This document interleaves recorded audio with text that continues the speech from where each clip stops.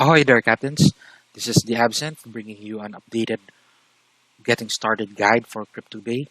So as you can see here, the website version 2 is already out, and you can check this out on cryptobay.io, the new domain.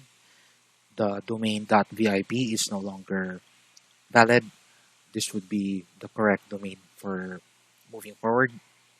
So to start off, you'd want to visit the marketplace and purchase a ship. So ships are purchased under the marketplace tab here using BNB.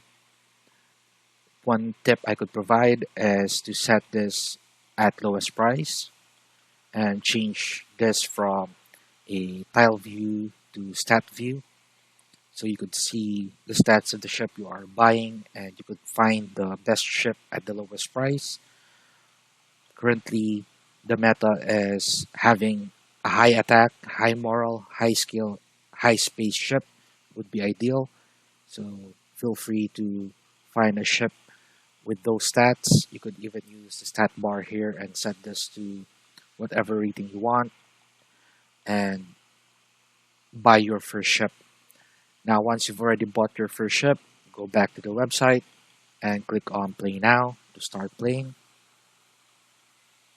So as you can see here, I have 3 ships. Since I have a harbor, I will explain that later.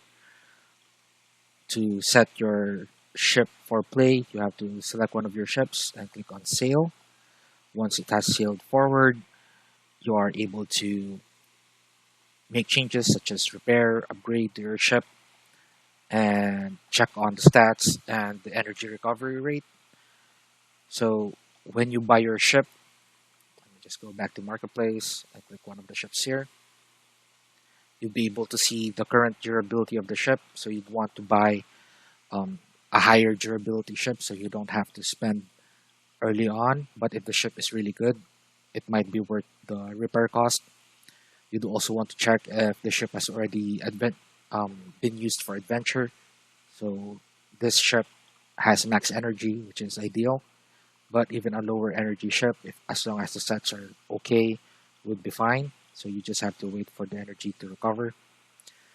Now, there are currently 2 methods to earn Pearl. One is through the daily quest. As you can see here, I've already finished my daily quest. It requires a check-in, so you just have to click on the check-in button and to win 3 arena matches. And the other way of earning Pearl is through adventure. So you can see here, I've already finished 4. Let me go ahead and demonstrate how adventure works. Now, when adventure starts, you are matched with the ship. As you progress further into the adventure, you gain the enemy ship gains more stats and are harder to defeat. So you'd want to upgrade your ship so that you'd be able to beat higher level opponents. So let me just try and win this first and explain to you how combat works after. So right now my HP is at 6, enemy's HP is at 4. You win once the enemy's HP is 0 and you're still alive. Draws are considered a defeat. So since he has already used division, let's use torpedo. Try to whittle down the opponent.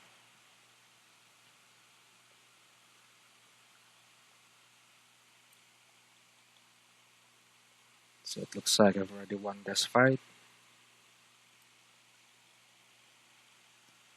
And when you win the fight, you gain XP as well as Pearl.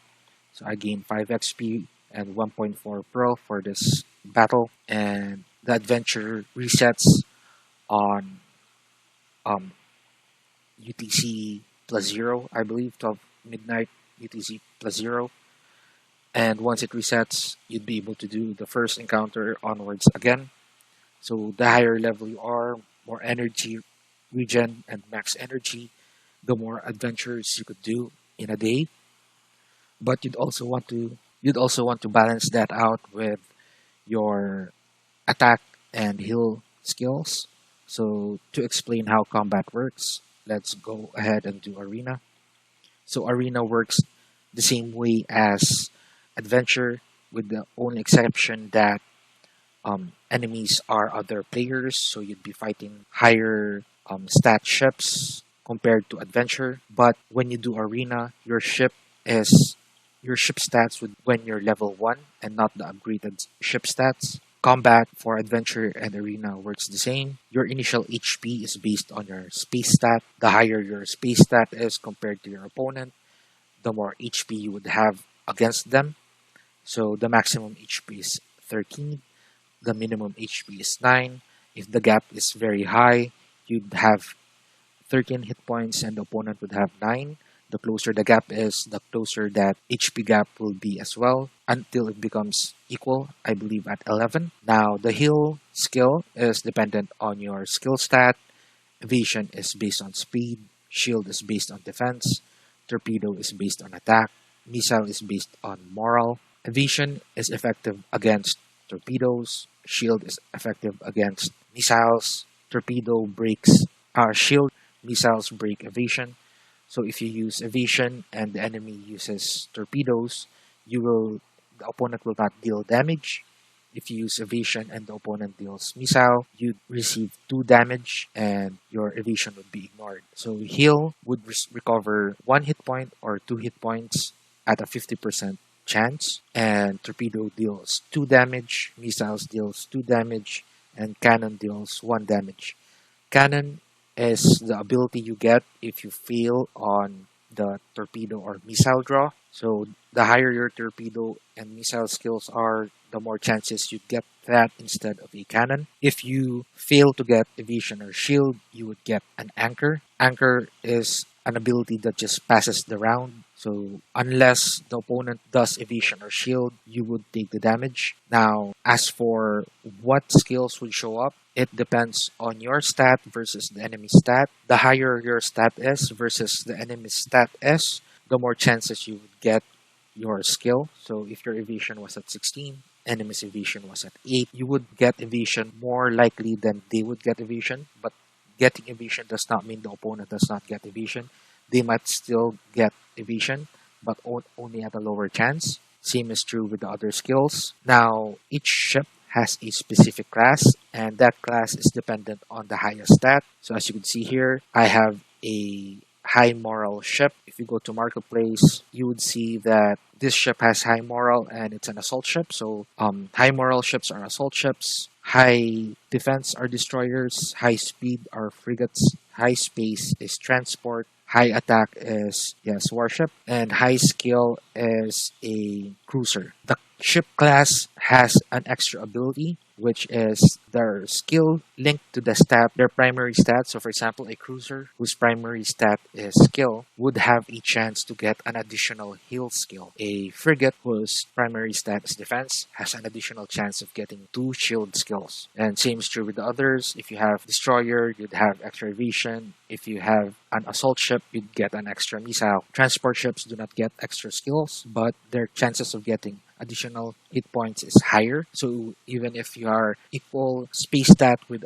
a transport ship, their hit points would be higher. This plays into the strategy of combat in Cryptobay. Let me go ahead and demonstrate in Arena. The first thing you want to do is check on your enemy stats compared to your stats, so you would know which skills they would more likely have. So for example, I have high moral, high speed. As you can see, these are my level 1 stats. And the opponent has high moral. So more than likely, both of us have missile. And more than likely has torpedo versus me. But since I rolled torpedo, that's lucky for me. Since he did evasion, he does not have any evasion left. So I use torpedo to guarantee my attack. Now, the second thing you want to check is what their highest stat is to determine what class of ship it is. So their highest stat is moral, so they have 2 missiles. As you can see, they use their second missile, and that's something you have to anticipate. Now, my ship is high speed. Since my speed and moral are the same, it randomly selects your class. So for my class, this is a frigate. with double evasion. So since he has double missile and he still rolls, which is likely since he has high attack, hopefully survive this round. And he might use heal, so I could survive for the next round. If not, he would have already won. So he won this fight. But that's how combat plays out. You have to know your opponent's skills, know what class of ship they are, so that you could anticipate which skill they'd be using twice. If I had shield and blocked the missiles twice, I would have survived more. Using attack or cannon versus missile would only lose you one instead of using an evasion skill versus missile, and you take 2 damage and opponent does not take 2. Strategies like that are the way you win the fight, so it takes a bit of practice, a bit of strategy, and a lot of luck. Now, every 5 levels, you get to upgrade your ship. So as you can see, my ship is level 10, so I've already upgraded this twice. Each time you reach a multiple of 5, you get 9 stat points to distribute, 1 for each, and 3 stat points you could distribute any way you want. And upgrade costs pearl. That's one of the things you have to save up for. Another thing is durability. As you can see here, I have 81 out of 100 durability. Each adventure attempt costs 1 durability. Arena does not cost durability. Once your durability reaches 0, you are unable to play your ship and you need to repair it. But as long as you have durability, you'll be able to play your ship. Now, once you've done 3 wins in Arena, you could receive your daily quest rewards, currently standing at 5 pearl. And the pearl reward for daily quest as well as adventure depends on the price of pearl in the market. So the higher the price of pearl is, the lower the rewards, and vice versa. Now, the daily quest resets every day at the same time as adventure. Now, another aspect of the game where you could earn pearl is the leaderboard. My ship is currently at 239 stars or elo rating. I'm ranked 51,000 out of possible less than 53,000. But if you manage to reach the top 100, there are pearl rewards at the end of the season that you could get, and it only covers up to the top 100 mark with a minimum of 1,200 pearls to be rewarded. The elo rating resets when the season ends, so it doesn't really matter if you get a really low elo. Currently, a statement here says ranking points greater than 800 is needed to finish the daily quest. This is not implemented yet since there are a lot of balances still at work and things are subject to change. So right now, this is the first season and many changes have already happened and many changes are going to happen until a perfect balance has been reached. As for the elo rating, you gain elo by winning, lose elo by losing. The amount you gain depends on the elo rating of your opponent. That's the first part of Cryptobay.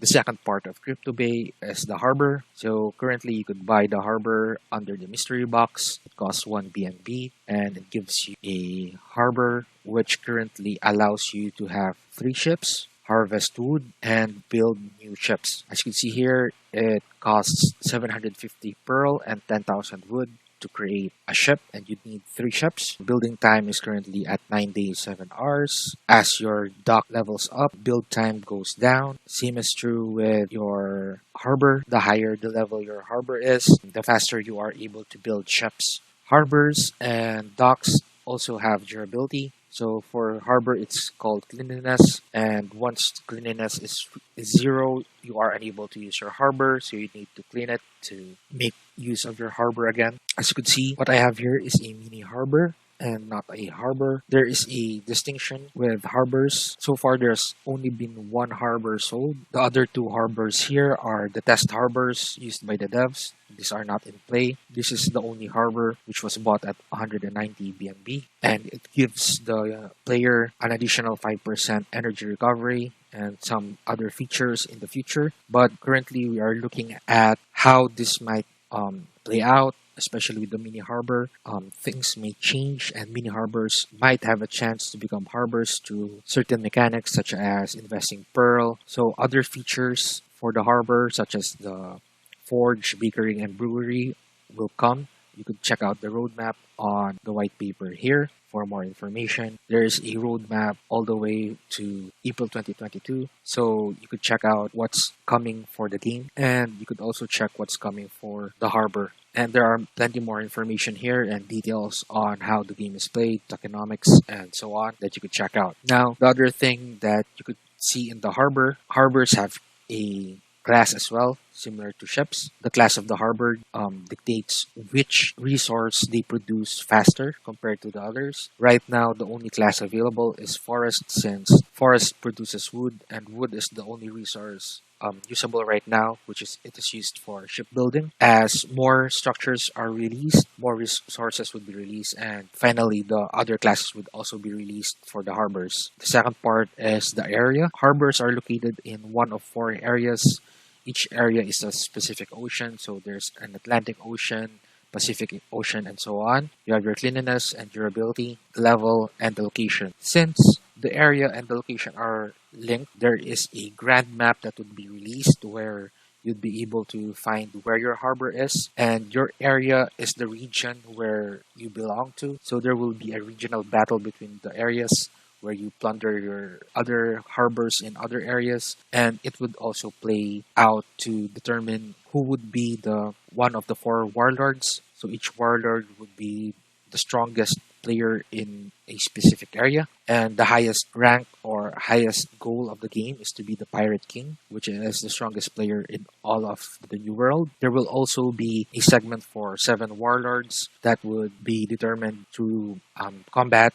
Similar to the four warlords, it would be determined via combat, arena ratings, and so on. The mechanics is yet to be announced. Once that's released, more details will be available. Now, in our roadmap, the next thing that would become available would be the boss battle. Once that's released, I will create a new video to cover that. Hopefully, this guide helps you start out. Another thing you would want to remember is that there is in-game Pearl and your wallet Pearl.